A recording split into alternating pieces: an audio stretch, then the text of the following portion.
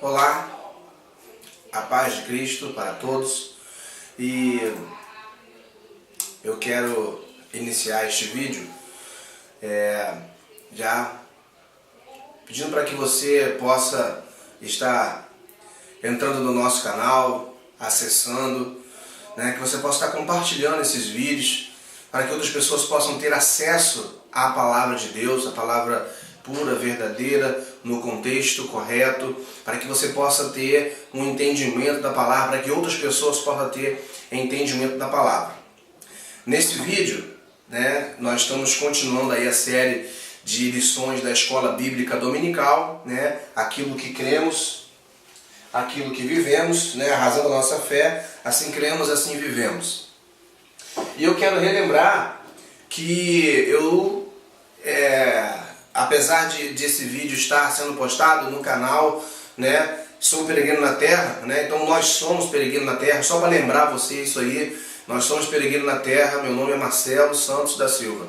E eu quero trazer para você essa aula, essa videoaula da Escola Bíblica Dominical, mas eu vou fazer uma ressalva, que eu estou indo um pouco diferente da linha do que o autor da revista está colocando. Eu estou mostrando para vocês que já assistiram às aulas anteriores, eu estou trazendo para vocês o que a Bíblia mostra, não estou trazendo o que a teologia mostra, não estou trazendo o que o entendimento humano mostra, eu estou trazendo o que a Bíblia e a cultura de onde a Bíblia veio mostra, que é a cultura judaica. O que importa para nós é saber o que a Bíblia fala, o que importa para nós é saber aquilo para quem a Bíblia foi escrita, está informando a respeito disso. Para nós, o mais importante é o que a Bíblia mostra para mim e para você. A Bíblia foi escrita dentro de um contexto judaico e eu estou trazendo para vocês as informações de dentro de um contexto judaico, de dentro da Bíblia, trazendo para você um entendimento de dentro da Bíblia.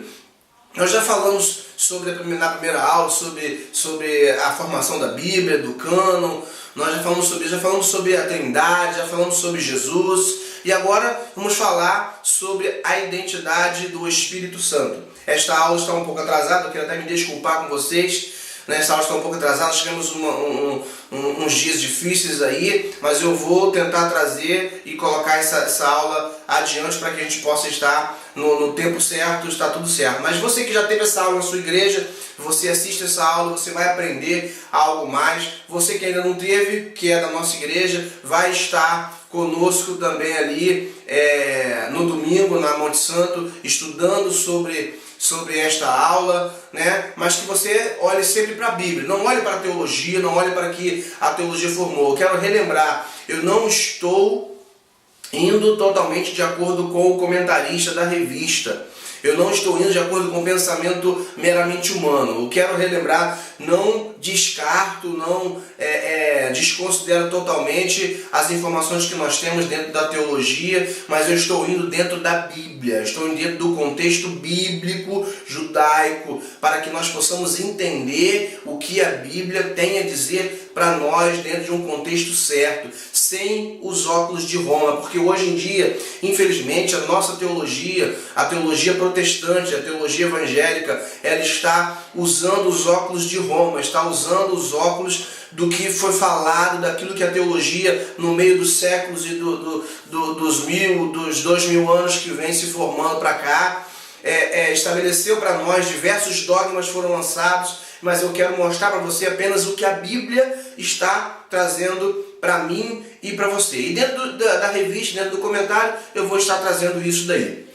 Então vamos lá. A nossa lição, a identidade do Espírito Santo. O texto áureo já traz para nós informações interessantes.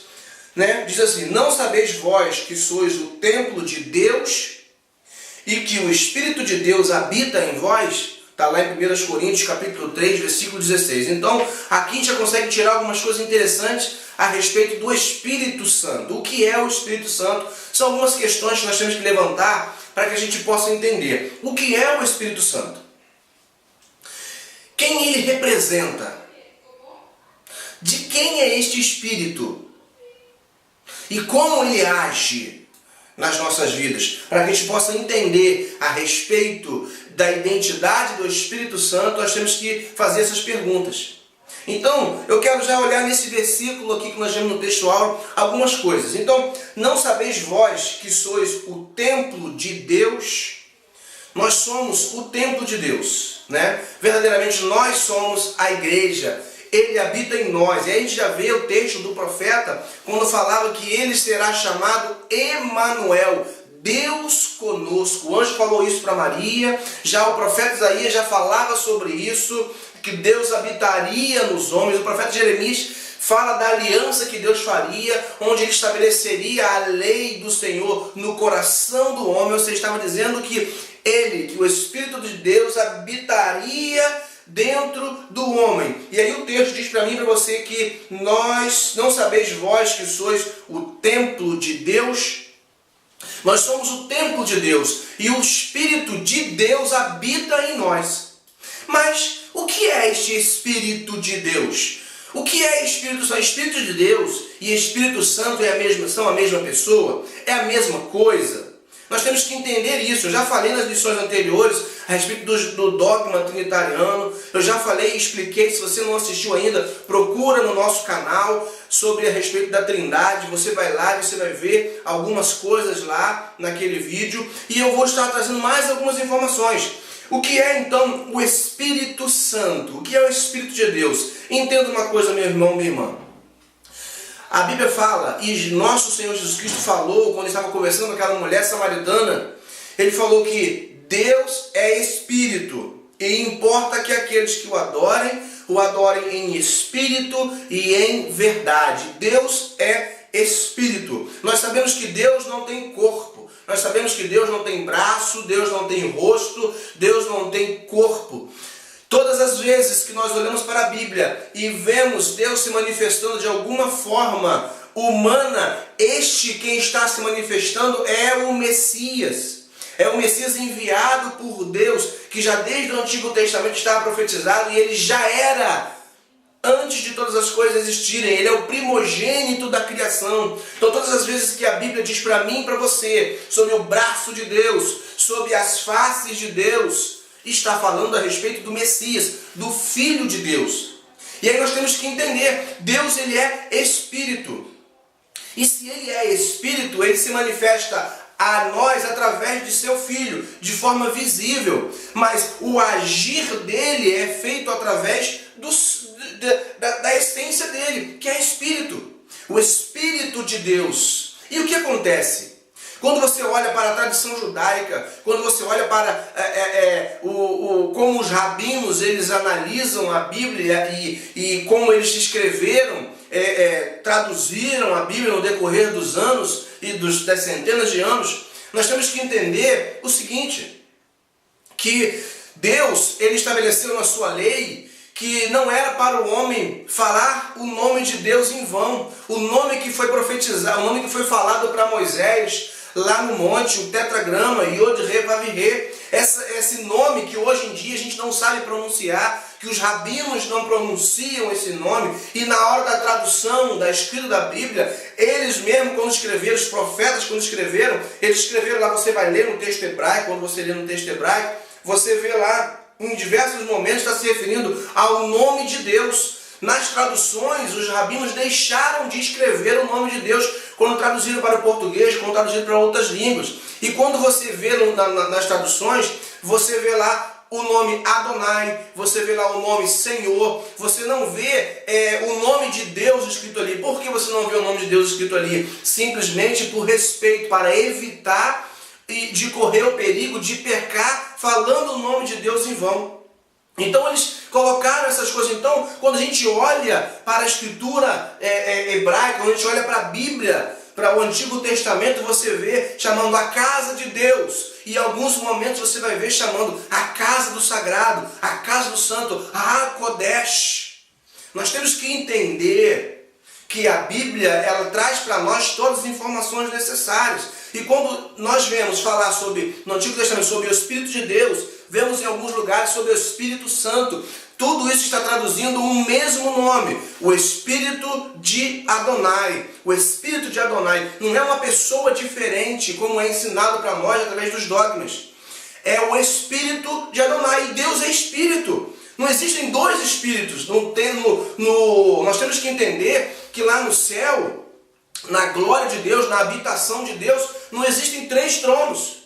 Não existem três tronos. Quando a gente olha, quando a gente estuda, a gente vai estudar, eu tenho pesquisado, eu tenho feito pesquisas dentro do site do Ministério Ensinando de Sião, inclusive eu estou fazendo aqui referência a eles. Quando a gente olha dentro do site do Ministério Ensinando de Sião, a gente assiste pregações, mensagens e ensino deles, a gente observa e aprende o que os rabinos falam, que eles não usam o nome de Deus em vão. Então, muitas das vezes, quando é referido à casa de Deus, a casa da santidade.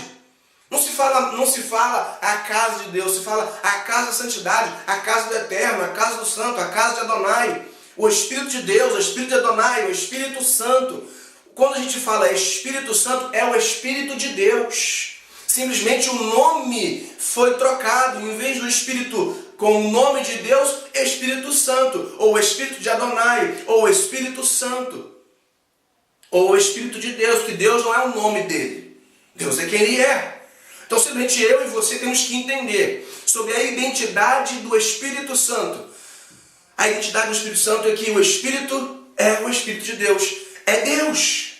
É o Deus, não é uma pessoa diferente. Então, novamente falando aqui, lá na glória, no lugar, na habitação do Eterno, na habitação da santidade. Olha como eu estou mudando os nomes. Na habitação do grande Elohim. Não existem três tronos. Existem apenas dois tronos. Existe o Pai e existe o Filho. Por quê? Aí você fala, mas e o Espírito Santo? É o próprio Deus. É o Espírito do Senhor. É o Espírito de Adonai, porque ele é Espírito. Porque ele é Espírito. Simplesmente nós usamos ainda hoje, mesmo tendo sido feito a reforma protestante, nós ainda utilizamos os óculos de Roma. Nós ainda estamos usando os óculos dos dogmas humanos que foi estabelecido para mim e você. Mas a Bíblia mostra para mim e para você muito claramente sobre isso. Então nós temos que entender, olhar a Bíblia para o contexto certo, para o contexto judaico, para o contexto do que a Bíblia foi escrita. Quando nós pegamos o texto e analisamos corretamente, dentro da visão certa, porque a Bíblia não foi escrita para greco-romanos. A Bíblia foi primeiramente escrita para os judeus. O Antigo Testamento para os judeus da aliança. O Novo Testamento, juntamente com o Antigo Testamento, para os judeus que creem em Cristo, para os judeus que creem no Messias. Esta é uma linguagem judaica, Messias, porque Cristo e Messias são a mesmíssima coisa, significa ungido. E nós temos que entender isso. Quando a gente fala do Espírito Santo, e o texto fala para nós, não sabeis vós que sois o templo de Deus. Olha o texto, o próprio versículo de 1 Coríntios 3,16, já trazendo para nós esse entendimento. Não sabeis vós que sois o templo de Deus. Aí ele acrescenta, e que o Espírito de Deus habita em vós. Olha aí o próprio texto, o próprio apóstolo Paulo, que entendia esses conceitos muito bem. O próprio apóstolo Paulo já está falando aqui que o Espírito de Deus habita em nós. Nós somos o templo de Deus e o Espírito dele habita em nós. Não é uma distinção aqui, não são duas pessoas aqui, é a mesmíssima pessoa. Então nós temos que começar a entender esse tipo de coisa. E aí vamos lá. A verdade prática diz para nós o seguinte, o que o autor escreveu para nós. Cremos que o Espírito Santo é a terceira pessoa da Santíssima Trindade. Senhor e vivificador que convence o mundo do pecado, da justiça e do juízo, regenera o pecador e que falou por meio dos profetas. Eu preciso que vocês entendam. Este texto é um dos itens do credo niceno. E há erros nesse texto. Há erros bíblicos, há erros teológicos nesse texto. Quando a gente olha aqui, cremos que está forçando a gente, está nos forçando, está nos dizendo em que devemos crer. Cremos que o Espírito Santo, que o Espírito de Deus, que é o mesmo, é a terceira pessoa da Trindade. Eu já falei sobre isso na aula sobre a Trindade. Eu quero estabelecer e mostrar para você que não é isso que a Bíblia mostra para mim e para você. O Espírito de Deus é o Espírito Santo, são a mesma pessoa, a mesmíssima pessoa. Deus é Espírito. Deus não é outra pessoa, Deus é Espírito, Deus é o Pai. Nós temos que entender isso, e que o Espírito dele é Ele. Nós somos formados de corpo, alma e espírito. Se o meu espírito sair de mim e se tornar uma pessoa diferente, é outra pessoa, não sou eu. Mas o meu espírito faz parte de mim, está em mim, ele age na minha vida. Da mesma forma é o Espírito de Deus. Nós temos que entender isso. E aí vamos para o texto bíblico. Eu vou mostrar para vocês no decorrer da aula, vocês vão entender. Ele fala aqui, terceira pessoa da Santíssima Trindade. Isso é um dogma.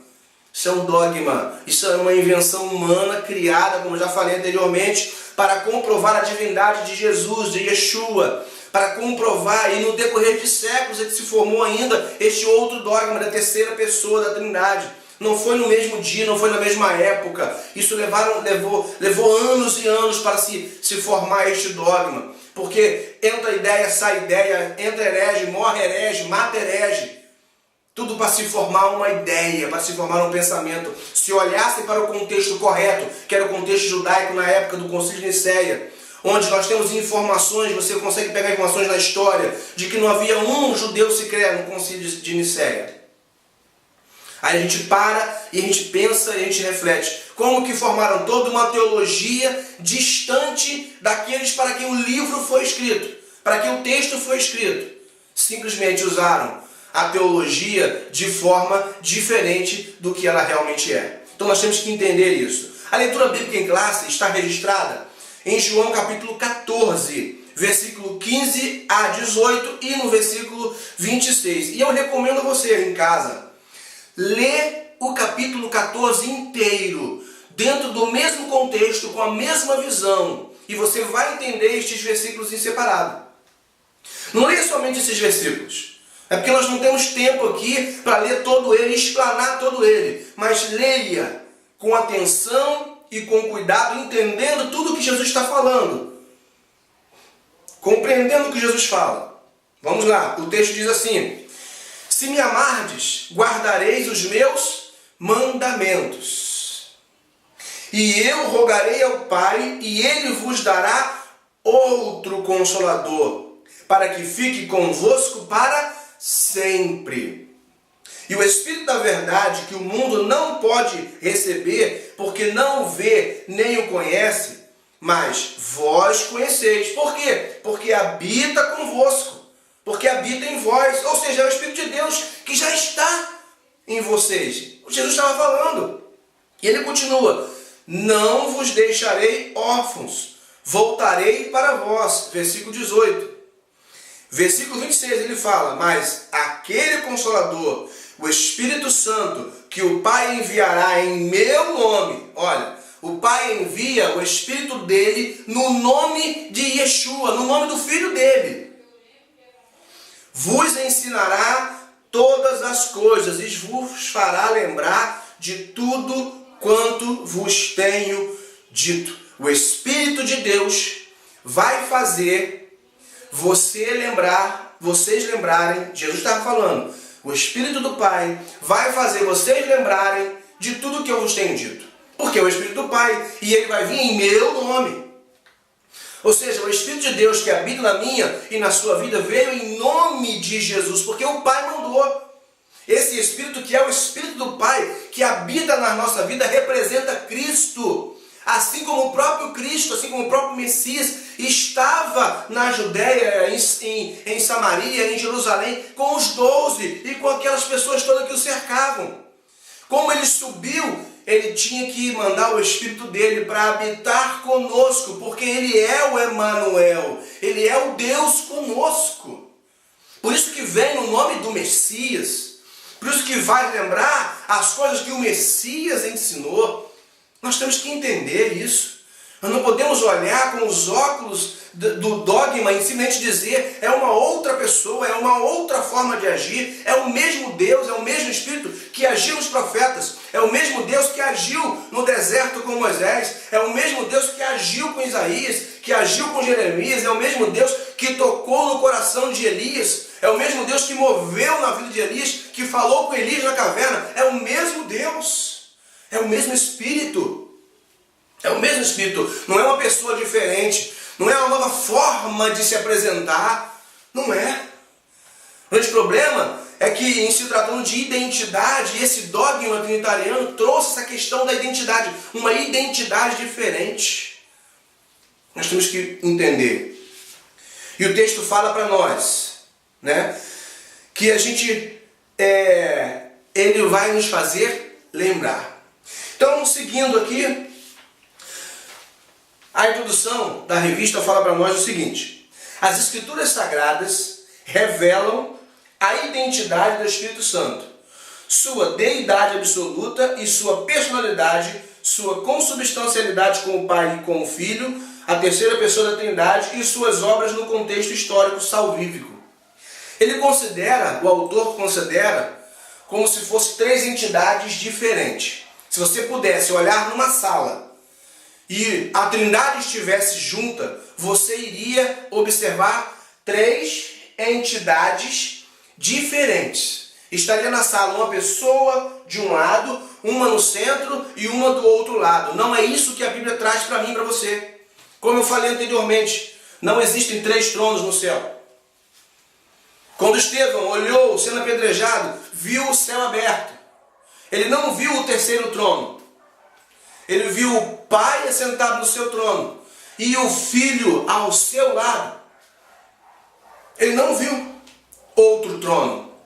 Ele não viu o terceiro trono. E quando você olha na visão do profeta Isaías, não havia ali três tronos. Nós precisamos entender o que a Bíblia mostra para mim e para você. Quando você vê lá em Gênesis, não são três vozes. É o Pai falando.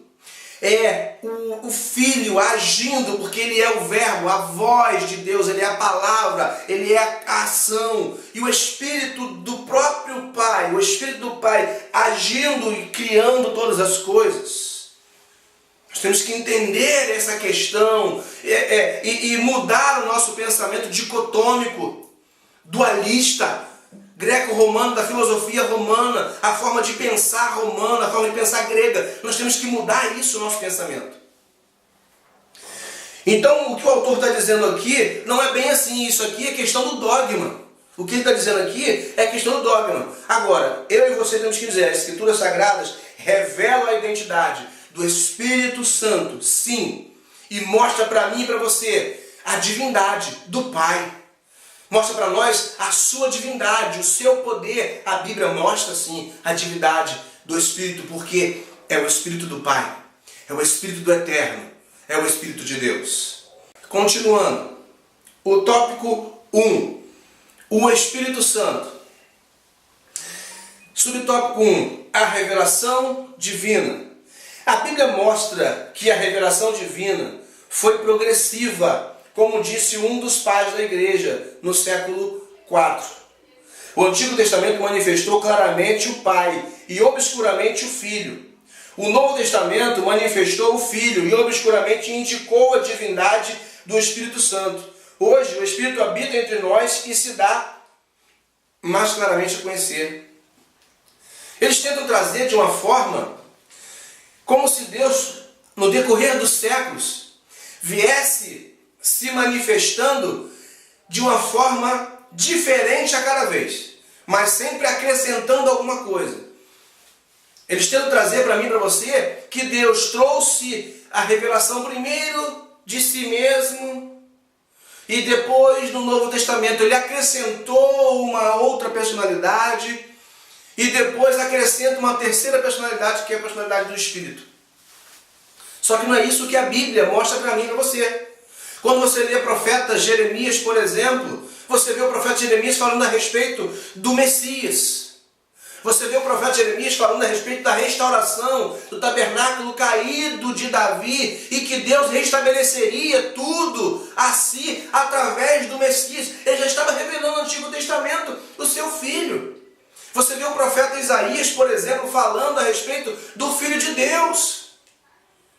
Como que é uma revelação obscura? Não é revelação obscura. Se fala que é obscura porque não tem entendimento do contexto correto.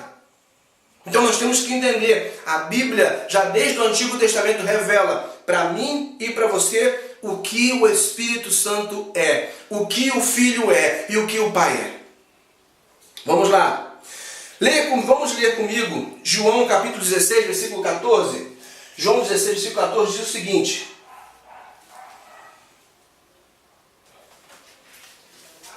João 16, versículo 14, fala, eu estou lendo na versão da Bíblia judaica completa, tá? Deixa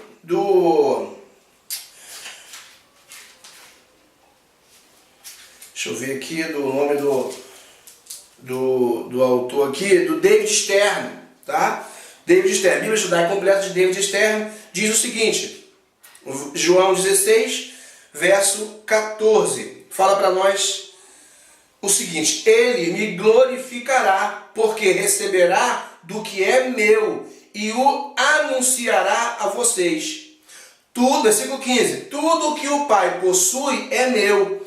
Esta é a razão de eu lhes ter dito, que ele receberá do que é meu e o anunciará a vocês. Versículo 16, mais um pouco e vocês não me verão mais. Um pouco mais e vocês me verão.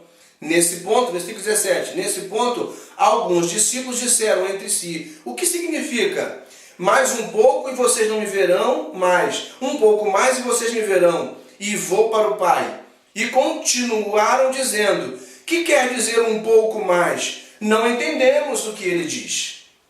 Versículo 19, Yeshua sabia que lhe desejavam perguntar a respeito disso e então lhes disse, vocês estão perguntando entre si o que quis dizer quando falei, mais um pouco e vocês não me verão mais, um pouco mais e vocês me verão. Sim, é verdade. Digo-lhes que soluçarão e se lamentarão, mas o mundo se alegrará. Vocês se afligirão, mas sua aflição se transformará em alegria. Quando a mulher está para dar à luz, sente dores, porque a hora chegou, mas quando o bebê nasce, ela esquece o sofrimento pela alegria da vinda de uma criança ao mundo. Vocês agora se sentem tristes, mas eu os verei outra vez. Então seu coração se encherão de alegria e ninguém a tirará de vocês. Jesus falou essas palavras um pouco antes de ser sacrificado. E quando ele disse que seria morto, quando ele disse para os apóstolos que os apóstolos se espalhariam e se esconderiam, quando ele disse para os apóstolos o que ia acontecer, eles choraram e se lamentaram. E Jesus estava dizendo para eles, desde o capítulo 14, que ele mandaria o Consolador para estar no lugar dele. Mas Jesus estava dizendo claro para eles ali, olha, essa dor toda vai passar quando vocês me verem de novo. E foi o que aconteceu depois da ressurreição. Eles se alegraram porque viram o Messias novamente e viram ele subindo para a glória. E 40 dias depois nós vemos Jesus vindo de volta para eles através do Espírito de Deus, manifestando-se no meio deles e eles ficando alegres porque estavam sentindo a presença do Senhor novamente com eles. Então nós temos que entender, não com os olhos de Roma, mas sim com os olhos da Escritura, com o contexto certo, com o contexto correto. Ainda 1 Coríntios capítulo 12, versículo 3. 1 Coríntios capítulo 12, versículo 3 vai falar para nós o seguinte. Deixa eu pegar aqui, 1 Coríntios 12, versículo 3. Versículo 3 diz assim: portanto, quero deixar bem claro que ninguém, falando pelo Espírito de Deus, dirá, Yeshua é amaldiçoado. E ninguém pode dizer, Yeshua é Senhor, a não ser pelo Ruach HaKodesh. Ruach HaKodesh significa Espírito do Santo. Viu que eu falei com vocês logo no início dessa aula? A respeito de não se falar o nome de Deus. Por isso não se fala o Espírito o nome do Senhor. Se fala Ruach HaKodesh, ou Espírito Santo, ou Espírito do Santo. Vocês entendem? Se você olhar para a Bíblia dentro do contexto correto, vocês vão entender. Quando eu olho para a Bíblia dentro do contexto certo, eu vou entender. E não vai ter confusão, eu não vou ver três entidades diferentes. Que é o que a doutrina, que é o que o credo niceno determina que nós acreditemos.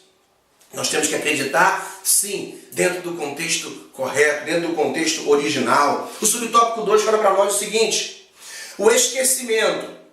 Aí ele fala para nós, há abundância de detalhes na Bíblia sobre a identidade do Espírito Santo, no que diz respeito à sua personalidade e divindade, bem como seu relacionamento com o Pai e o Filho. Ele aparece literalmente em toda a Bíblia, desde Gênesis, na criação, até o Apocalipse. Realmente, o Espírito de Deus, o Espírito do Eterno, o Ruach HaKodesh, ele aparece desde Gênesis até Apocalipse, mas não é como uma entidade diferente. Qual é a identidade, então, do Espírito do Eterno? É o próprio Eterno. Porque faz parte dele, é o Espírito dele, ele é Espírito. Certo? Vamos lá. Subtópico 3. O Espírito Santo e os primeiros cristãos. Vamos ver o que o autor fala para nós. À luz do Novo Testamento e comparando com a literatura patrística dos séculos 2 e 3, vejam que ele não está fazendo referência bíblica, está apenas falando da história da doutrina. Está mencionando os pais da igreja, os padres da igreja, que já desde o século 2 vem formando essas teologias, essas doutrinas, esses dogmas que nós acreditamos e seguimos hoje. Vamos lá, ele está dizendo, fica claro que os cristãos da era apostólica conheciam mais sobre a identidade do Espírito Santo do que os pais da igreja do referido período. Sim, eles conheciam e entendiam dentro do contexto judaico, dentro do contexto que era o que eles viviam, que eles vivenciavam. Sabe, infelizmente a gente tem aprendido, eu tenho aprendido muito, como eu já falei aqui, estou falando coisas aqui, né, que eu aprendi com o Ministério de Expansão, e eu não falo por eles, tá? Estou falando daquilo que eu aprendo, certo?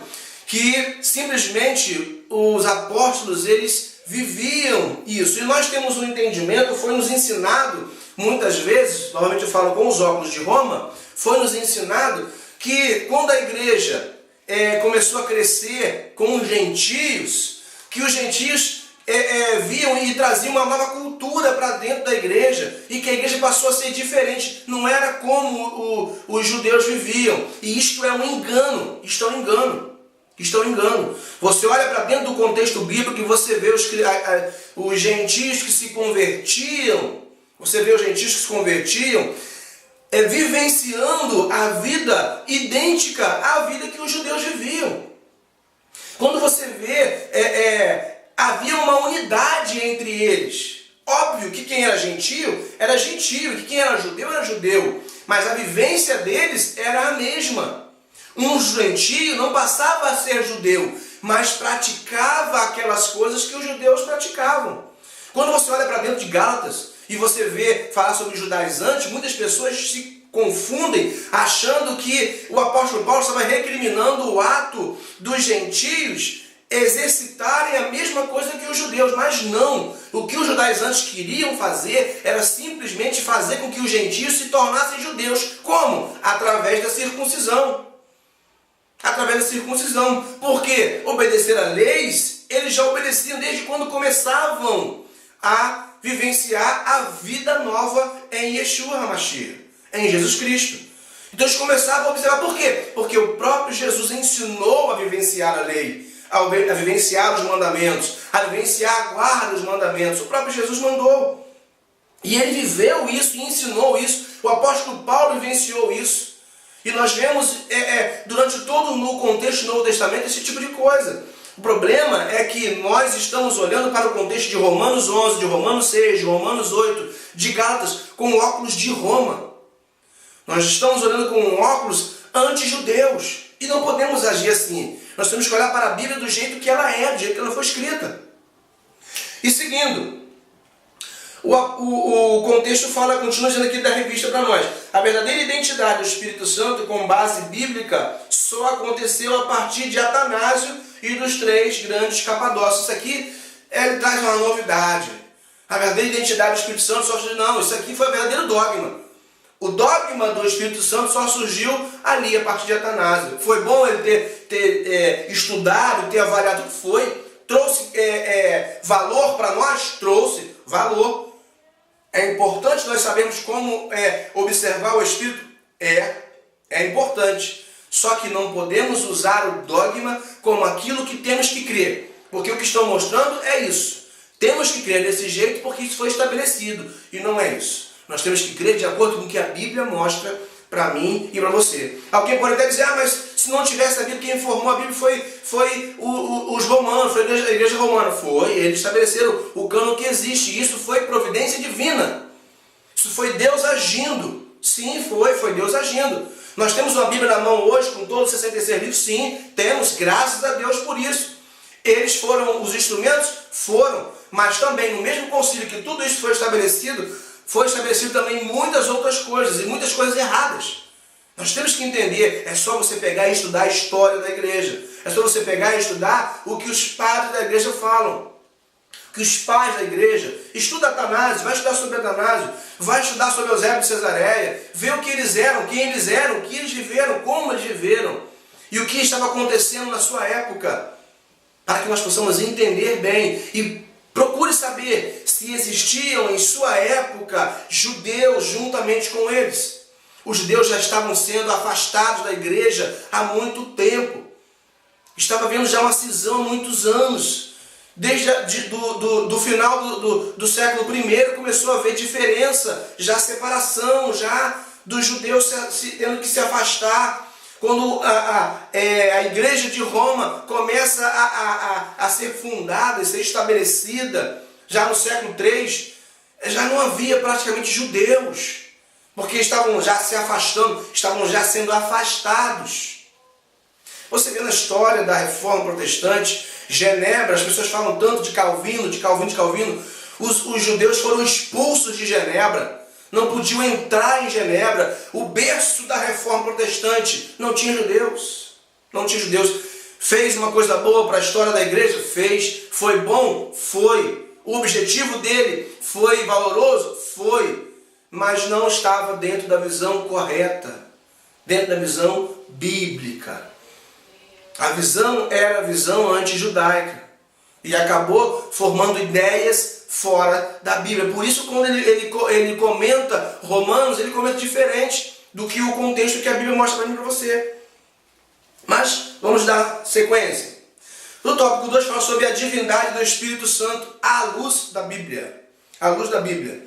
A divindade declarada. O Espírito Santo é chamado de Senhor nas Escrituras Sagradas. Óbvio. Isso é normal. Por quê? Porque ele é Deus. Porque ele é Deus. Porque ele é o Espírito do Eterno. Porque o Eterno é Espírito. Você entende a ligação uma coisa com outra? O Eterno é Espírito. E quem está agindo? É o Espírito do Eterno. É Ele mesmo. Dá para você entender isso? Vamos lá. 2 Coríntios 3,17. 2 Coríntios 3,17. Vamos ver o que esse texto fala. 2 Coríntios 3,17 fala para nós o seguinte.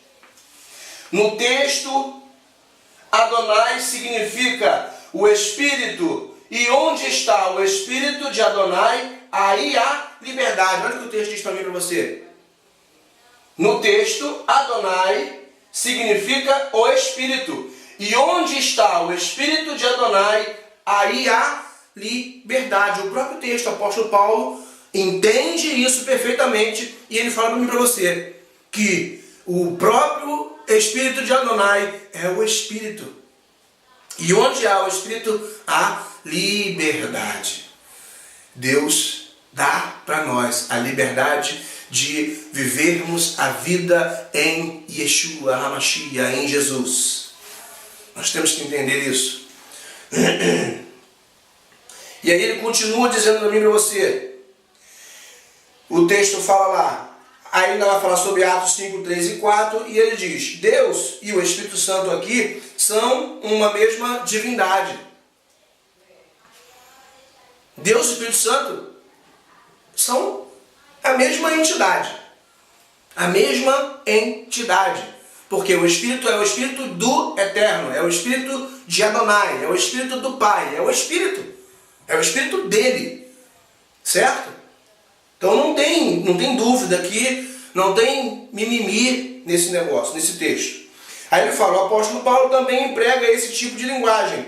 Não sabeis vós que sois o templo de Deus e que o Espírito de Deus habita em vós? O textual que nós lemos, né? Isso vem desde o Antigo Testamento. O Espírito do Senhor falou por mim e a sua palavra escreve em minha boca. Disse o Deus de Israel, a rocha de Israel em mim falou. Segundo Samuel 23, 2 e 3. Você vê como é que eles se referem? O Espírito do Senhor. Se você for ler lá no original, em hebraico, vai estar escrito lá. O Espírito, o Ruach Ha-Ayod He-Vav-He, vai estar escrito lá.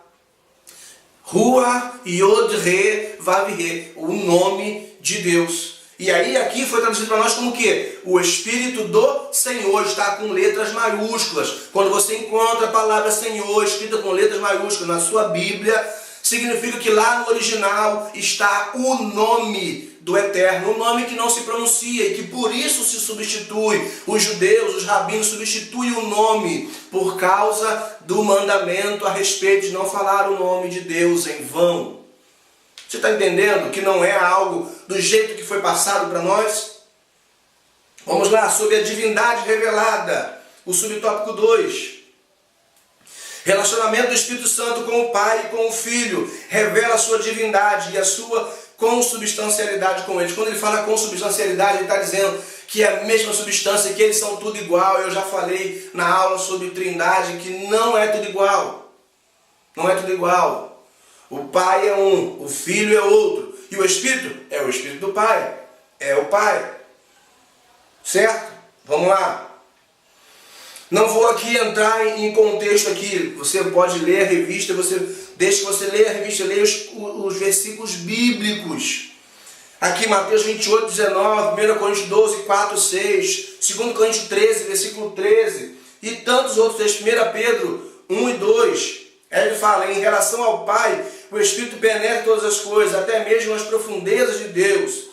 É igualmente chamado de Espírito de Deus e de Espírito que provém de Deus. Ele usa nomes, ele usa formas de falar aqui para mostrar que é diferente.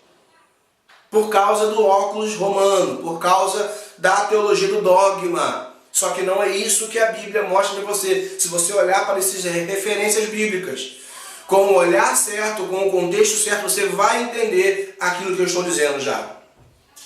Sobre as obras divinas, as obras que o Espírito Santo faz, que o Espírito Eterno faz, são divinas. Por quê? Porque ele é o Eterno. Porque é o Espírito do Eterno. É o Espírito do Pai. É o Espírito de Adonai. Certo? Aí ele fala, a divindade do Espírito Santo é vista não apenas na declaração direta das Escrituras, nem somente pelo relacionamento dele com o Pai e o Filho, mas também nas obras de Deus. O Espírito Santo é o Criador do universo e dos seres humanos, conforme eu já falei no início da aula, conforme eu já falei no início desse vídeo, tá bom?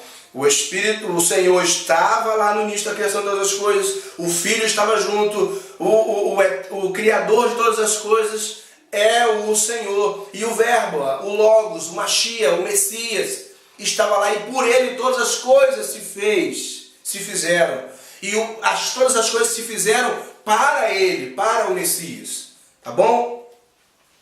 Vamos lá, vamos prosseguir. Tópico 3, os atributos da divindade. Alguns atributos incomunicáveis. Então ele vai entrar dentro de teologia sistemática aqui, e vai falar sobre os atributos do Espírito Santo. São os mesmos atributos do Pai. Atributos incomunicáveis, atributos comunicáveis, tá bom? Atributos incomunicáveis. A divindade do Espírito Santo é revelada também nos seus atributos divinos. Aí ele fala aqui apresentamos apenas alguns, devido à exiguidade do espaço. Se é o Espírito do Pai, então terá os mesmos atributos. Esses atributos revelam os atributos do Pai. Revela os atributos do Eterno, tá bom?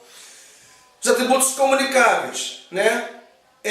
Nós encontramos aí o termo santo, né? Que vem substituindo o nome de Deus, como já falei aí, tá bom? O autor não menciona isso aqui, ele vai falar outra coisa. Aí ele fala sobre a bondade, sobre o amor e etc. Esses são os atributos comunicáveis, atributos que nós podemos sentir, que nós podemos perceber. certo? Atributos do Pai, tá bom? Porque o Espírito, a identidade do Espírito, do Eterno, do Espírito Santo, é do Pai, certo? Aí eu vou falar aqui sobre o Espírito Santo e a Trindade, tá? O subtópico 3. E aí o autor fala para mim e para você o seguinte: o Espírito Santo iguala-se ao Pai e ao Filho, tendo também um nome, pois o Senhor Jesus determinou que os seus discípulos batizassem em nome do Pai, do Filho e do Espírito Santo.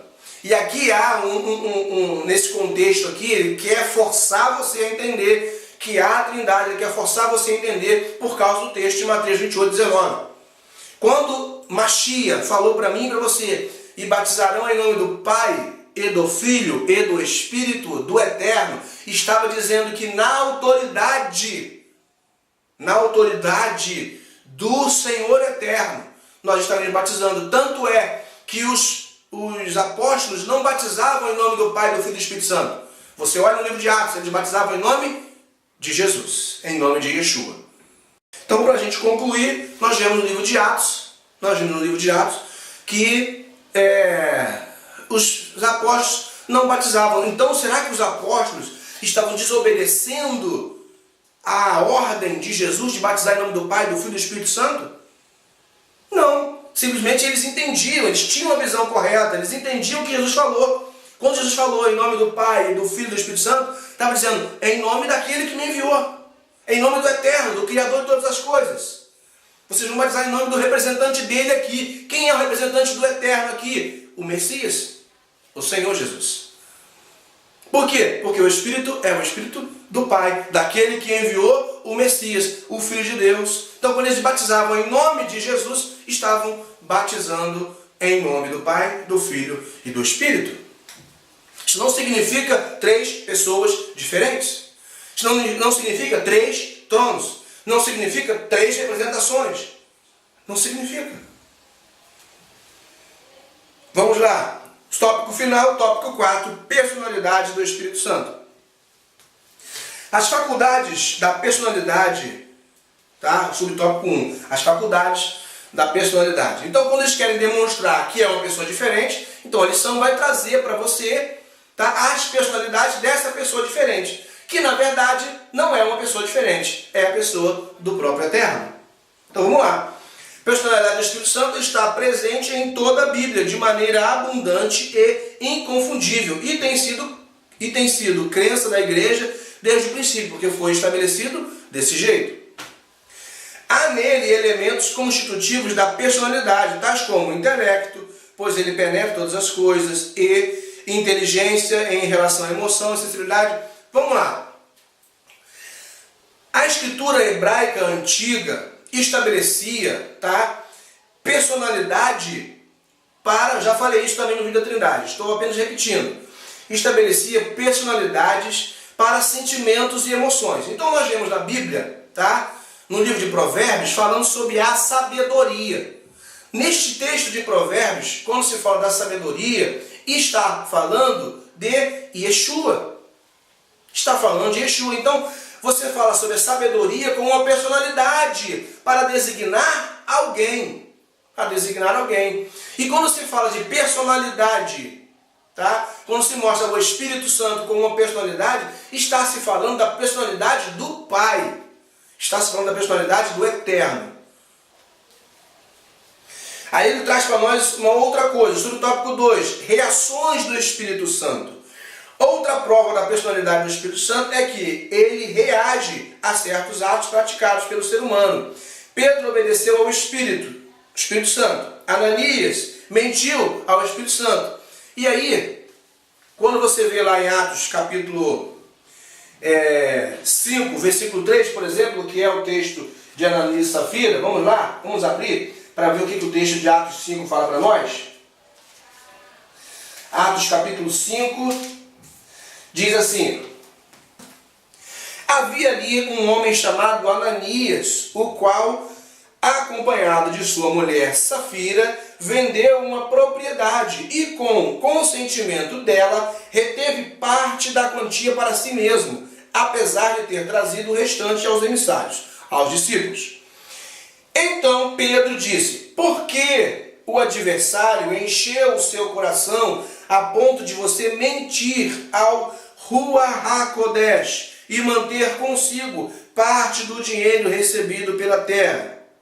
Olha só, está ali Ruach HaKodesh, Espírito do Santo, Espírito Santo, Espírito do Eterno, Espírito de Deus. Então eles mentiram para quem? Eles mentiram para o Eterno.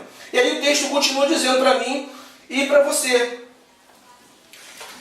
O texto continua dizendo: antes de vendê-la, a propriedade era sua, e depois de tê-la vendido, o dinheiro era seu para ser usado como lhes aprovesse. Portanto, o que Felice disse por isso? Você não mentiu aos seres humanos, mas a Deus. Olha o que ele fala. Você não mentiu aos humanos, mas a Deus. Por quê? Porque o Espírito é o Espírito de Deus. É o Espírito de Deus. A identidade é de uma pessoa diferente? Não. A identidade é de Deus. A identidade é de Deus. Certo? Vamos lá. E ele vai dar outras referências aqui para tentar mostrar que o Espírito Santo seria uma personalidade diferente. Tá? E eu estou dizendo para vocês que não é bem assim. Tá? E aí, concluindo. A frase que se refere ao Espírito Santo como terceira pessoa da Trindade, o autor está dizendo isso, se deve ao fato de seu nome aparecer depois do Pai e do Filho na fórmula batismal. Não se trata, pois, de hierarquia intratrinitariana, porque o Pai, o Filho e o Espírito Santo são um só Deus que subsiste em três pessoas distintas. E aí, novamente, eu falo para vocês. Tá? Não são três pessoas distintas. Não são três pessoas distintas. Sei que muitas pessoas podem achar isso estranho, porque eu estou indo contra o dogma. Sim, eu estou indo contra o dogma. E a Bíblia mostra para mim e para você. Eu mostrei referências bíblicas para vocês aqui. Não são três pessoas distintas. E há sim hierarquia. O grande problema deles estarem dizendo que não há hierarquia é para ir contra o contexto, o conceito judaico a respeito disso. Há sim hierarquia. E a Bíblia mostra isso. O próprio Jesus falou que veio em obediência ao Pai. Ele veio obedecer ao Pai. O próprio apóstolo Paulo, nas suas epístolas, vai mostrar para mim e para você que a obediência do Filho fez com que trouxesse a vida para nós. O próprio Yeshua, na oração, enquanto ele estava lá no Getsemane, ele estava dizendo lá: Pai, se for da sua vontade, passa de mim esse cálice, porém seja feita a sua vontade. Ele estava em obediência ao Pai. Em obediência não há hierarquia? É claro que há hierarquia. Ele estava em obediência. Ele estava sim obedecendo ao Pai. Ele veio enviado pelo Pai. Por isso ele é o Filho de Deus. E ele estava demonstrando isso, obediência ao Pai, o Filho do Eterno. E o dogma tem tentado mostrar para mim e para você que eles são iguais, substância igual. Mesma substância, significa que é igual. Significa que é igual. Significa que é a mesma coisa. Mesma substância. Você pega mercúrio, por exemplo, a substância química, mercúrio, o elemento químico mercúrio. Você misturar o elemento químico mercúrio, ele vai continuar sendo mercúrio. Não há mercúrio diferente. Mercúrio de um jeito, mercúrio de outro. Não há. É mercúrio. H2O é H2O. Não há diferença. Não há um H2O diferente.